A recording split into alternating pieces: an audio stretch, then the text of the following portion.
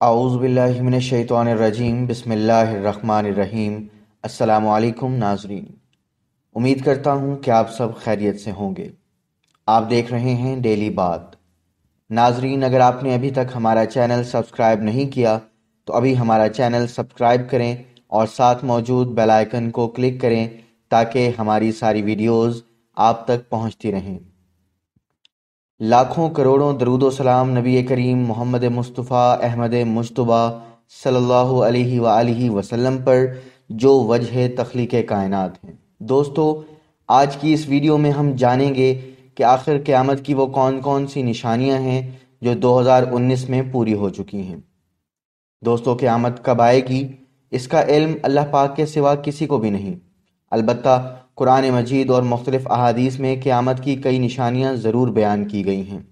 اگر ہم غور و فکر کریں تو ہمیں معلوم ہو جاتا ہے کہ قیامت کی کئی نشانیاں اپنی تکمیل کو پہنچ چکی ہیں، اور سب سے بڑا سوال تو یہ ہے کہ ہم نے قیامت کے دن کے لیے کیا کیا تیاری کر رکھی ہے۔ تو آج کی اس ویڈیو میں ہم آپ کو قیامت کی چند نشانیوں کے بارے میں بتانے جا رہے ہیں جو کہ 2019 میں پوری ہو چکی ہیں۔ تو دوستو، قرآن مجید کی سورۃ مزمل کی آیت 17 کا ترجمہ ہے کہ اگر تم کفر کرتے رہو گے تو اس دن سے کیسے بچو گے جو بچوں کو بوڑھا کر دے گا۔ چند ماہ قبل ہی بھارت کے ایک شہر میں ایک ایسے بچے کی پیدائش ہوئی جو 3 ماہ کی عمر کو پہنچا تھا تو اس کی جلد پر جھریاں ظاہر ہونے لگیں اور ساتھ ہی اس کی جلد بوڑھے افراد کی طرح لٹکنے لگی۔ ہر آنے والے دن کے ساتھ اس بچے میں بڑھاپے کی نشانیاں زیادہ سے زیادہ ظاہر ہونے لگیں۔ بوڑھے افراد کی مانند اس بچے کے اعضاء کمزور ہونے لگے اور ساتھ ہی جوڑوں کا درد بھی رہنے لگا۔ 4 سال کی عمر میں یہ بچہ 120 سال کے بوڑھے شخص کی مانند دکھائی دینے لگا۔ ناظرین، صرف بھارت ہی نہیں بلکہ پاکستان سمیت پوری دنیا میں ایسے بچے پیدا ہو رہے ہیں اور قیامت کی یہ نشانی پوری ہوتی معلوم ہو رہی ہے۔ خواتین و حضرات، حضرت ابو ہریرہ رضی اللہ عنہ سے روایت ہے کہ حضور اکرم صلی اللہ علیہ وآلہ وسلم نے ارشاد فرمایا کہ قیامت قائم نہ ہوگی یہاں تک کہ مسلمانوں کی جنگ یہودیوں سے ہو اور مسلمان انہیں قتل کر دیں۔ غرقد ایک درخت کا نام ہے جو خاردار جھاڑی کی صورت میں ظاہر ہوتا ہے۔ مدینہ کا قبرستان جنت البقیع کا اصل نام بقیع الغرقد اسی لیے ہے کہ جس جگہ یہ قبرستان ہے پہلے وہ غرقد کی جھاڑیوں کا خطہ تھا۔ حاصل یہ کہ جب مسلمان یہودیوں کے خلاف فیصلہ کن جنگ لڑیں گے اور ان پر غلبہ پا لیں گے تو اس وقت ایک ایک یہودی درختوں اور پتھروں کے پیچھے چھپتا پھرے گا تاکہ مسلمانوں کی مار سے بچ جائے، مگر وہ جس درخت یا پتھر کے پیچھے چھپے گا وہ پکار کر مسلمانوں سے کہے گا کہ ادھر آ کر دیکھو، میرے پیچھے یہودی چھپا ہوا ہے، اس کا کام تمام کر دو۔ البتہ اس وقت غرقد ایسا درخت ہوگا، ایسا واحد درخت ہوگا جو دوسرے درختوں کے خلاف اپنے پیچھے چھپے ہوئے یہودیوں کو ظاہر نہیں کرے گا بلکہ اس کو اپنی پناہ میں لے لے گا اور مسلمانوں کو اس کا پتہ نہیں بتائے گا۔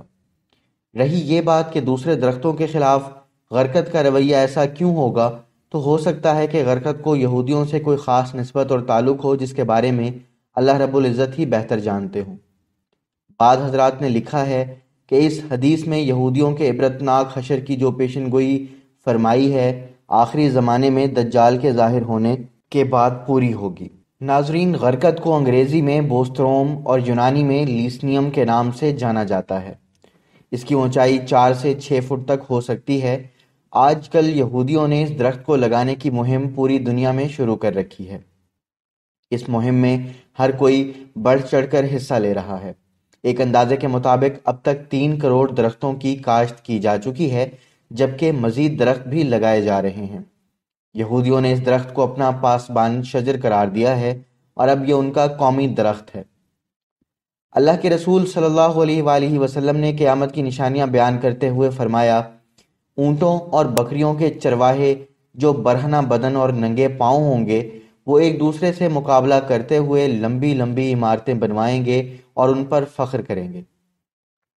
ناظرین، اگر غور کریں تو سعودی عرب کے شہر ریاض میں عمارتوں کا مقابلہ آج اپنے عروج پر پہنچ چکا ہے۔ دبئی کا برج خلیفہ جب دنیا کا سب سے اونچا ٹاور بنا تو شہزادہ ولید بن طلال نے جدہ میں اس سے بھی اونچی عمارت بنانے کا اعلان کر دیا۔ جس کا کام زور و شور سے جاری ہے۔ آج عرب کی عمارتیں سارے جہان سے اونچی ہو چکی ہیں، یعنی میرے پیارے نبی حضرت محمد مصطفیٰ صلی اللہ علیہ وآلہ وسلم نے جو فرمایا تھا وہ آج پورا ہو چکا ہے۔ ناظرین، صرف یہی نہیں بلکہ عرب کے تیل کے سب سے بڑے خریدار امریکہ نے صدام حسین کا خاتمہ کر کے تیل کی دولت سے مالا مال ملک عراق کے کنوؤں پر قبضہ کر لیا ہے، اور اب ان کنوؤں سے لاکھوں بیرل تیل مفت وصول کر رہا ہے۔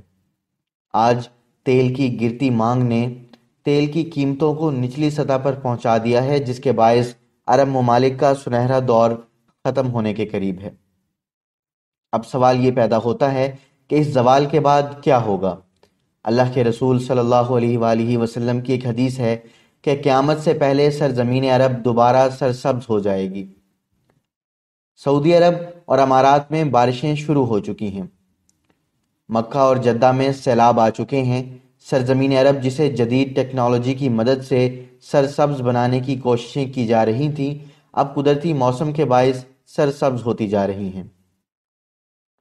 سعودی عرب پہلے ہی گندم میں خود کفیل ہو چکا ہے، اور اب وہاں خشک پہاڑوں پر بارشوں کے باعث سبزہ آنا شروع ہو چکا ہے۔ پہاڑوں پر ہونے والی ان بارشوں کے باعث آنے والے سیلاب کی تباہ کاریوں سے بچنے کے لیے ڈیم بنائے جائیں گے، جن میں سے نہریں نکالی جائیں گی، فصلیں لہلہائیں گی اور ہر طرف ہریالی ہوگی۔ ناظرین، یوں یہ پیشن گوئی بھی اپنی تکمیلی مراحل میں پہنچ چکی ہے، اور جو نبی کریم صلی اللہ علیہ وآلہ وسلم نے فرمایا اسے ہم پورا ہوتے دیکھ رہے ہیں۔ رسول اللہ صلی اللہ علیہ وآلہ وسلم نے فرمایا، قیامت اس وقت تک قائم نہ ہوگی جب تک میری امت کے قبائل مشرکین کے ساتھ نہ مل جائیں، اور جب تک میری امت کے قبائل بتوں کی پوجا نہ کریں۔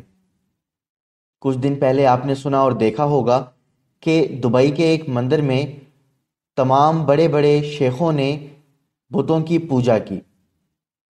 دبئی میں ایک مندر کھولا گیا اور دبئی کے بڑے بڑے شیخ اس میں نظر آ رہے تھے جو پوجا کے اس عمل میں شریک تھے۔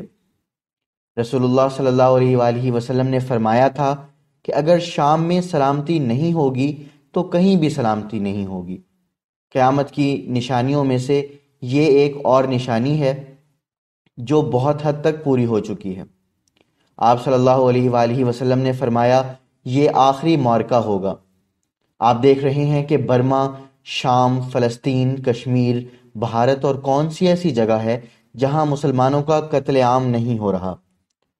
احادیث کے مطابق شام اور اہل شام سے پوری امت مسلمہ کا مستقبل وابستہ ہے، لیکن اگر آپ دیکھیں تو 90% ملک شام برباد ہو چکا ہے۔ 5 سالہ خون ریزی میں 8 لاکھ کے قریب بچے، بوڑھے، جوان اور خواتین شہید ہو چکی ہیں، جبکہ دوسرے ملکوں کی سرحدوں پر بھی روزانہ کی بنیادوں پر شہادتوں کا سلسلہ جاری ہے۔ لہٰذا شام اب نزا کی حالت میں ہے۔ ناظرین، یاد رکھیں کہ ملک شام کے متعلق اسرائیل، روس، امریکہ جو بھی جھوٹے بہانے بنائیں، لیکن ان سب کا اصل ہدف جزیرۃ العرب ہے، کیونکہ کفار کا عقیدہ ہے کہ دجال مسیحا ہے، اور اس وجہ سے یہ لوگ دجال کے انتظامات مکمل کر رہے ہیں، جس کے لیے عرب ممالک میں عدم استحکام پیدا کرنا ہے، کیونکہ ملک شام پر یہود و نصارہ قبضہ کرنا چاہتے ہیں، اور یہ ہو کر رہے گا۔ حضرت مہدی علیہ السلام کے ظہور سے قبل چنانچہ کتاب فتن میں ہے کہ آخری زمانے میں جب مسلمان ہر طرف سے مغلوب ہو جائیں گے، مسلسل جنگیں ہوں گی، شام میں بھی عیسائیوں کی حکومت قائم ہو جائے گی۔ علماء کرام سے سنا ہے کہ سعودیہ، مصر، ترکی بھی باقی نہ رہے گا، جبکہ کفار کے مظالم بڑھ جائیں گے۔ امت آپسی خانہ جنگی کا شکار رہے گی۔ عرب، خلیجی ممالک، سعودی عرب وغیرہ میں بھی مسلمانوں کی باقاعدہ پرشوکت حکومت نہیں رہے گی۔